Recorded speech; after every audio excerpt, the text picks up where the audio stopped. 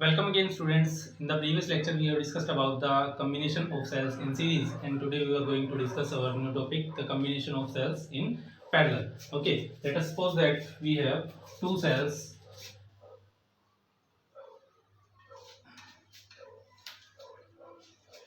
of EMF E1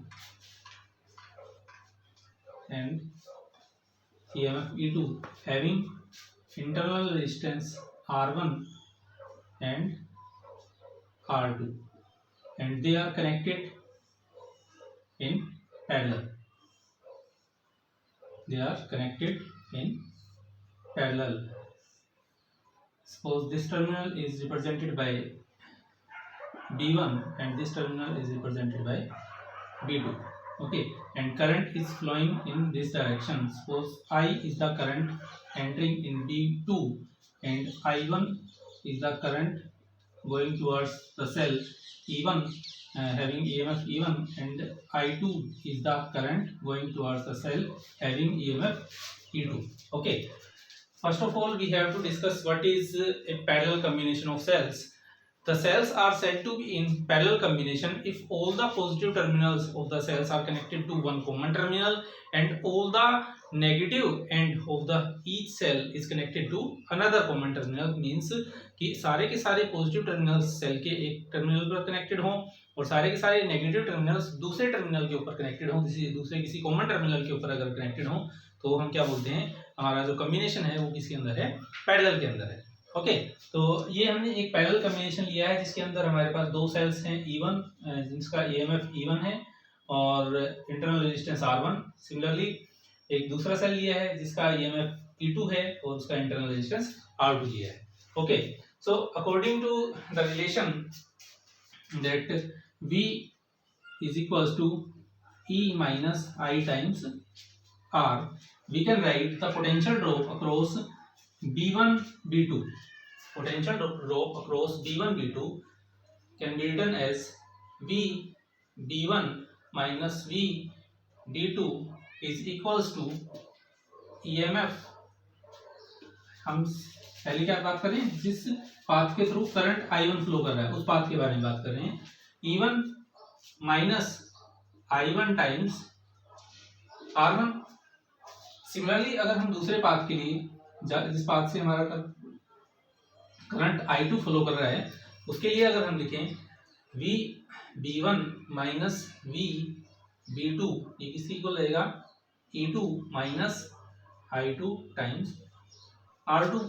okay, अब यहाँ से हम अगर देखें कि ये सेल्स क्या है, पैरेलल के अंदर हैं और पैरेलल के अंदर पोटेंशियल ड्रॉप क्या रहता है, सेम रहता है. तो पैरेलल के अंदर अगर पोटेंशियल ड्रॉप सेम रहेगा तो हम सपोज कर लेते हैं ये कोई पोटेंशियल ड्रॉप हमारे पास V के इक्वल है तो ये भी हमारा क्या रहेगा, V के ही इक्वल रहेगा. तो इन दोनों पोटेंशियल ड्रॉप्स को मैं V के इक्वल कंसीडर कर लेता हूँ.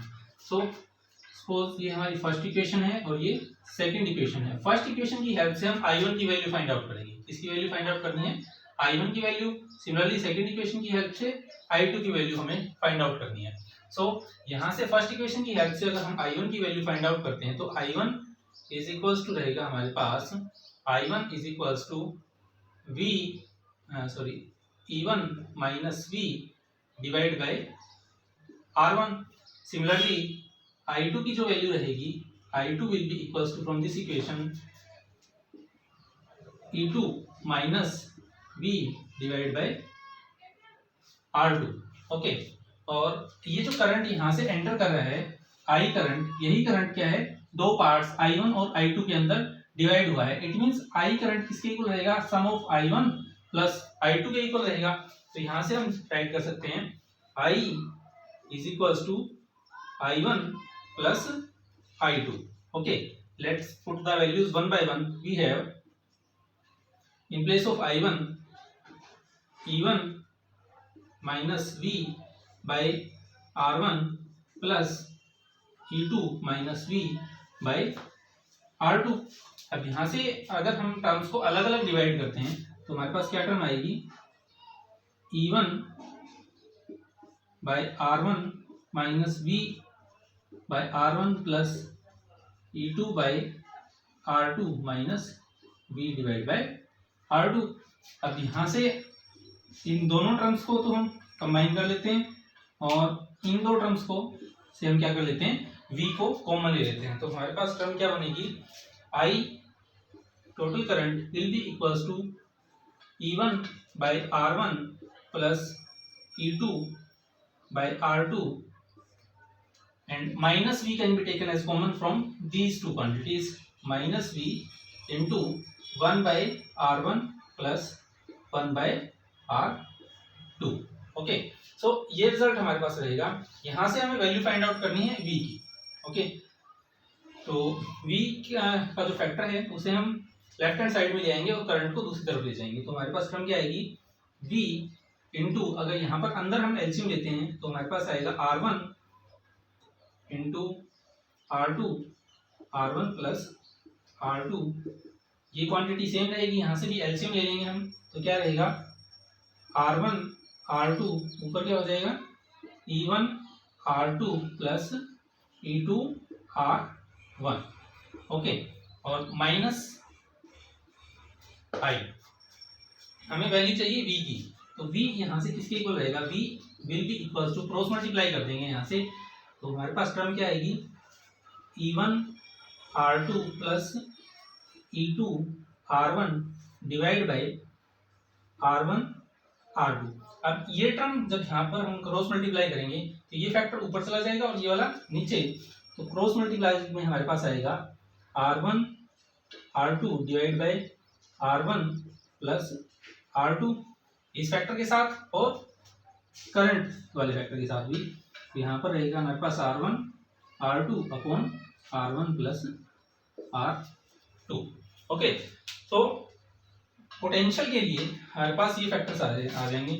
यहाँ से अगर हम देखें तो ये फैक्टर कैंसिल आउट हो जाएंगे, तो potential V will be equals to E1 R2 plus E2 R1 divide by R1 plus R2 minus current times R1 R2 upon R1 plus R2। Okay, तो लास्ट में हमारे पास ये एक्सप्रेशन आ गया। अब अगर इसके लिए ये जो हमने यहाँ पर डायग्राम कंसीडर किया था पैरेलल कॉम्बिनेशन का, इसके लिए अगर हमें इक्विवेलेंट डायग्राम अगर ड्रॉ करना हो तो इसके लिए जो इक्विवेलेंट डायग्राम रहेगा वो क्या होगा, सपोज ये हमारा B1 टर्मिनल और यहाँ पर हमारे पास एक सिंगल सेल की तरह ट्रीट होंगे ये दोनों सेल, और ये हमारा टर्मिनल B2, और इस सिंगल सेल का मैं टोटल जो ईएमएफ है वो E इक्विवेलेंट कंसीडर कर लेता हूँ, और जो टोटल इंटरनल रेजिस्टेंस है उसको R इक्विवेलेंट से कंसीडर कर लेते हैं। ओके, तो अगर इस सेल के लिए अगर हमें फिर से इस तरह की इक्वेशन लिखनी हो तो वो किसके इक्वल रहेगी, इस सेल के लिए जो इक्वेशन रहेगी हमारे पास वो फिर से क्या रहेगी, V will be equals to E equivalent minus I times जो टोटल करंट इसमें से फ्लो कर रहा है I times the R equivalent. अब यहाँ से इस इक्वेशन को मैं मान लेता हूँ इक्वेशन नंबर 3 और ये है हमारी इक्वेशन नंबर 4। इक्वेशन नंबर 3 और इक्वेशन नंबर 4 को जब हम कंपेयर करवाते हैं तो हम देखते हैं E equivalent, in place of E equivalent हमारे पास ये क्वांटिटी है और in place of R equivalent हमारे पास ये क्वांटिटी है। सो यहाँ से हम राइट कर सकते हैं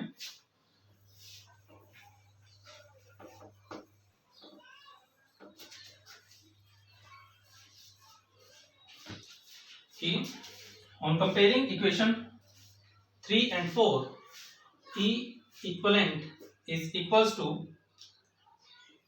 E1 R2 plus E2 R1 upon R1 plus R2, and R equivalent is equals to R1 R2 upon R1 plus R2। Okay, so यहाँ से अगर हम इस क्वांटिटी को और सोल्व करना चाहें तो ये किसके इक्वल आएगा, 1 बाय R इक्वलेंट किसके इक्वल हो जाएगा, ये R1 plus R2 upon R1 R2, और इसको और फर्दर सिंप्लीफाई करें तो ये क्वांटिटी हमारे पास क्या रहेगी, 1 by R equivalent is equals to 1 by R1 plus 1 by R2 के इक्वल रहेगी। ओके, अब यहाँ से हम बात करते हैं ई इक्विवेलेंट की। तो ई इक्विवेलेंट को अगर हम डिवाइड कर देते हैं आर इक्विवेलेंट से, means E equivalent is divided by R equivalent, then it will be equals to these two quantities R1 plus R2 will be cancelled out and we have E1 R2 plus E2 R1 upon R1 R2। और further हम इस quantity को क्या लिख सकते हैं, E equivalent upon R equivalent will be equals to E1 by R1 plus E2 by R2, क्योंकि ये जो क्वांटिटी है इसको हमने अभी अभी इसकी जगह पर लिखा था, ये रहा हमारे पास।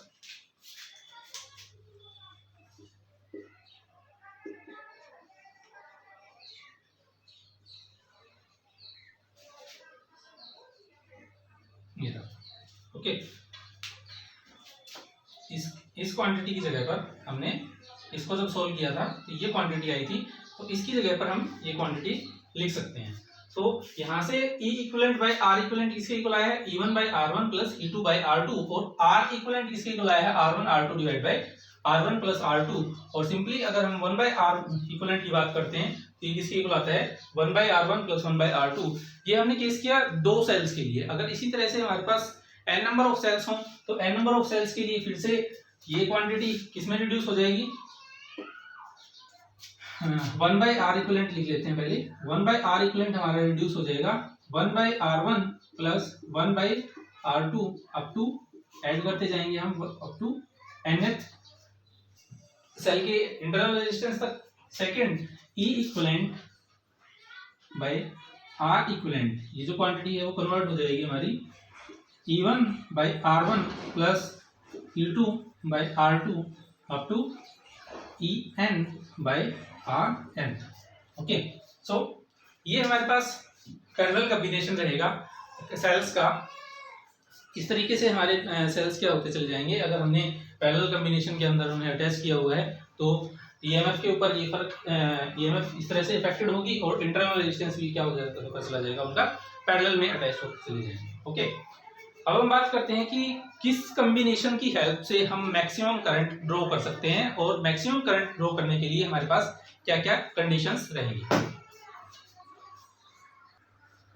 बात करते हैं कि सबसे पहले सीरीज कॉम्बिनेशन के बारे में, कि सीरीज कॉम्बिनेशन की हेल्प से हम मैक्सिमम करंट कब ड्रॉ कर सकते हैं। सपोज हमने क्या किया है, n नंबर ऑफ सेल्स को सीरीज में कनेक्ट किया है, n number of cells in this manner are connected in series with an external resistor,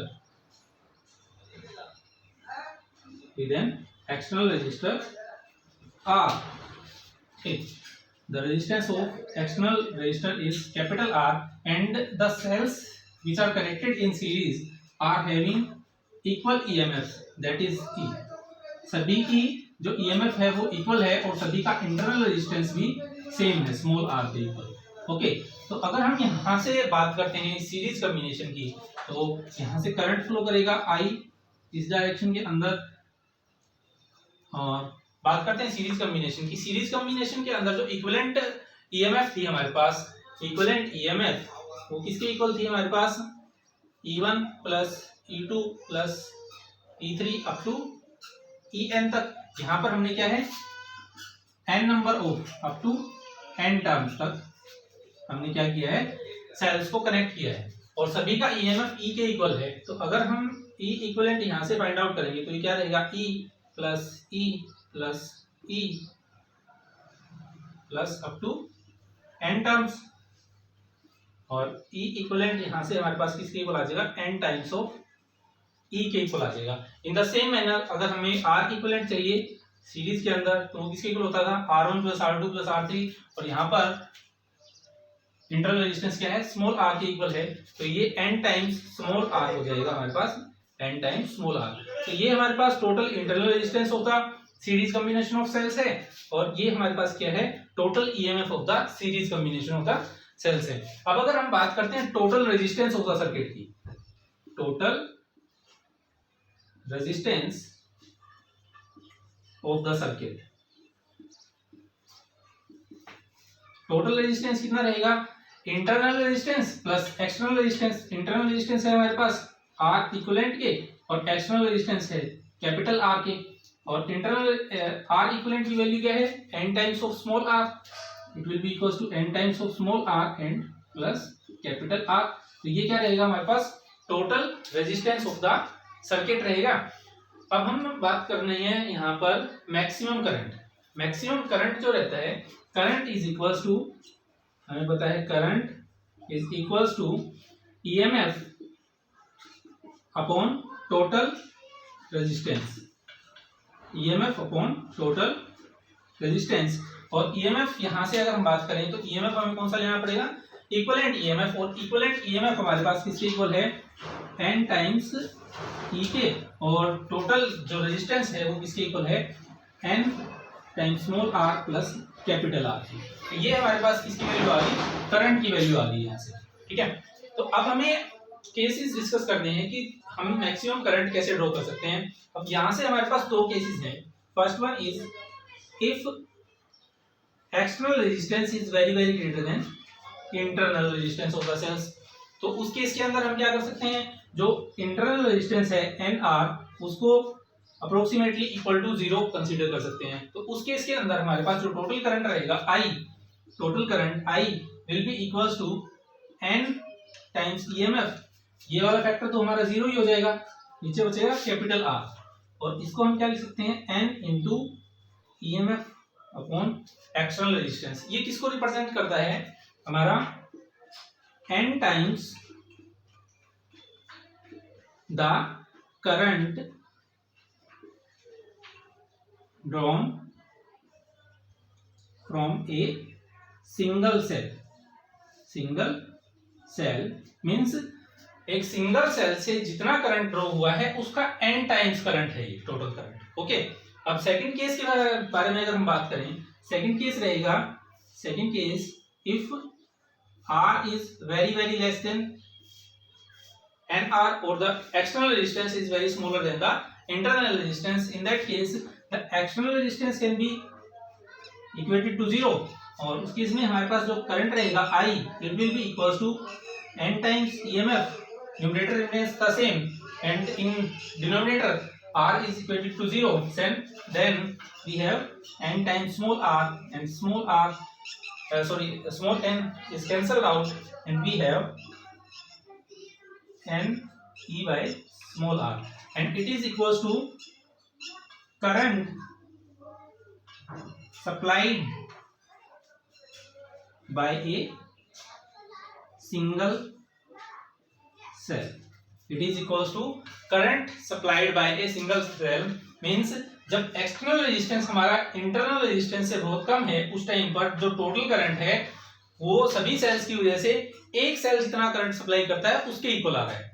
लेकिन अगर हम बात करें जब एक्सटर्नल रेजिस्टेंस क्या है, इंटरनल रेजिस्टेंस से बहुत ज्यादा है, उस केस के अंदर हमारे पास करंट किसकी इक्वल आ रहा है, n times the current drawn from a single cells. It means जब एक्सटर्नल रेजिस्टेंस हमारा ज्यादा हो टोटल इंटरनल रेजिस्टेंस से, तो हम क्या करेंगे, सीरीज कॉम्बिनेशन का इस्तेमाल करेंगे to have the maximum current. Okay, तो ये हमारे पास कंडीशन आ गई कि जब हमारे पास external resistance, when external resistance is much greater than the total internal resistance, then we use the series combination to have the maximum current. Okay,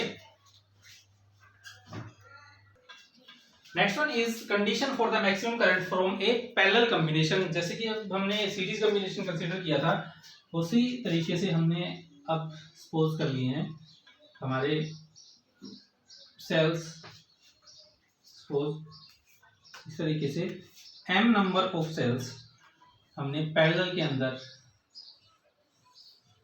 connect किए हैं।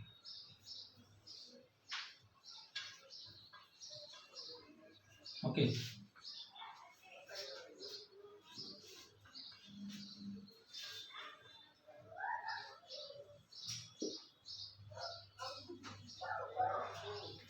ये सेल्स हैं, हर एक सेल की जो ईएमएफ है वो फिर से E के इक्वल है और हर एक सेल का इंटरनल रेजिस्टेंस स्मॉल r के इक्वल है। ओके, और इन्हें हमने पैरेलल के अंदर कनेक्ट किया है और इस पूरी की पूरे अरेंजमेंट को हमने एक external register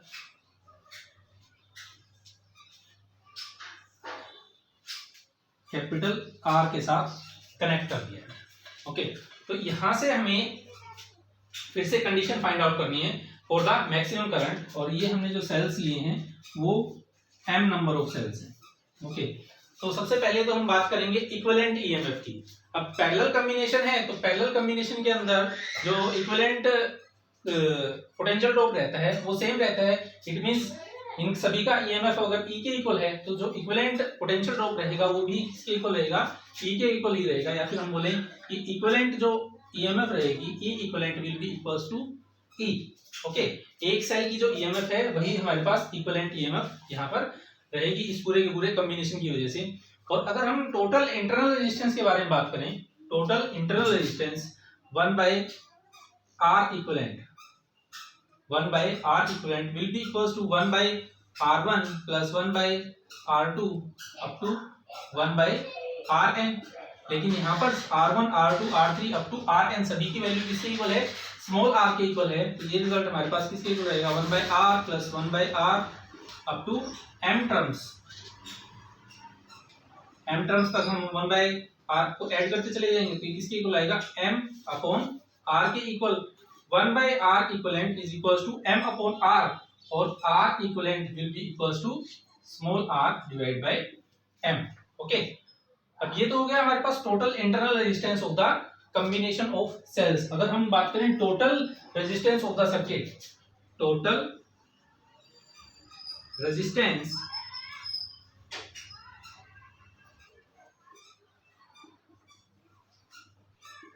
of the circuit ये किसके इक्वल रहेगा, external resistance R plus internal resistance R equivalent, और ये रिजल्ट आ जाएगा हमारे पास R plus small r divided by m। LCM अगर लेंगे तो हमारे पास रिजल्ट आएगा m times capital R plus small r। तो ये हमारे पास क्या रहेगा, total resistance of the circuit.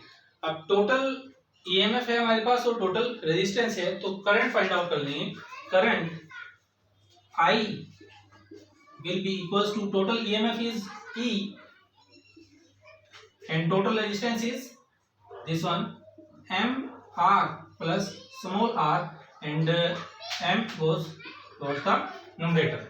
So हमारे पास टोटल करंट किसके इक्वल रहेगा, M times the EMF of a single cell divided by total resistance M times the external resistance plus internal resistance। Okay, यहाँ से फिर से हमारे पास दो केसेस रहेंगे। First one, when internal resistance is very less than external resistance, and when the internal resistance is very less than external resistance, that is R divided by M। Okay, R divided by M, इस quantity को हम ऐसे भी लिख सकते हैं E upon R plus small r divide by m। ये value put की है हमने EMF upon total resistance. Okay, अब अगर हमारे पास टोटल रेजिस्टेंस जो टोटल एक्सटर्नल रेजिस्टेंस जो है इंटरनल रेजिस्टेंस से बहुत कम है, तो हम क्या कर देंगे, जो एक्सटर्नल रेजिस्टेंस है उसको इक्वेट करवा देंगे जीरो से। तो हमारे पास करंट की जो वैल्यू आएगी, current will be equals to then current I will be equals to, ये क्वांटिटी तो हमारे पास जीरो ही होगी, तो ये रिजल्ट किसके इक्वल आएगा, m ऊपर चला जाएगा हमारा m times EMF upon internal resistance, और ये रिजल्ट किसके इक्वल है, the current m times the current due to a single cell, due to a single cell. एक सिंगल सेल जितना करंट सप्लाई करता है उसका m टाइम्स है। ओके, नेक्स्ट जो केस रहेगा हमारे पास second case when r is very greater than the internal resistance, when the external resistance is very greater than internal resistance. उस केस में हम क्या करेंगे, जो हमारा इंटरनल रेजिस्टेंस है R अपॉन m उसको इक्वेट करवा देंगे जीरो से, तो हमारे पास करंट की जो वैल्यू आएगी, करंट की वैल्यू इस टाइम हमारे पास जो इंटरनल रेजिस्टेंस का फैक्टर है वो जीरो हो जाएगा, तो रिजल्ट हमारे पास बचेगा total current will be equals to E upon R and it is equals to current drawn from a single cell.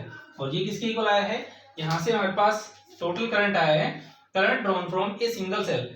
Second case जो है उसके अंदर तो हमारे पास जो टोटल करंट है सभी के सभी सेल्स की वजह से एक सेल जितना करंट सप्लाई करता है उसके इक्वल आ रहा है, और फर्स्ट केस के अंदर ये किसके इक्वल आ रहा है, m times the current due to a single cells, मतलब कि एक सेल जितना करंट सप्लाई करता है उसका m टाइम्स। अगर हमने 4 सेल इस्तेमाल किए हैं तो उसका 4 गुना आ जाएगा, अगर हमने 10 सेल इस्तेमाल किए हैं तो उसका 10 गुना आ जाएगा। इट मींस जब हमारा टोटल इंटरनल रेजिस्टेंस बहुत ज्यादा रहे एक्सटर्नल रेजिस्टेंस से, तो हमें क्या करना पड़ेगा, पैरेलल कॉम्बिनेशन को हम इस्तेमाल करेंगे to have the maximum current. Okay, और सीरीज कॉम्बिनेशन के अंदर अपोजिट था, when external resistance is very greater than the internal resistance, then we use the series combination to have the maximum current, and in parallel combination when the total internal resistance is very greater than the external resistance, then we use the parallel combination to have the maximum current. Okay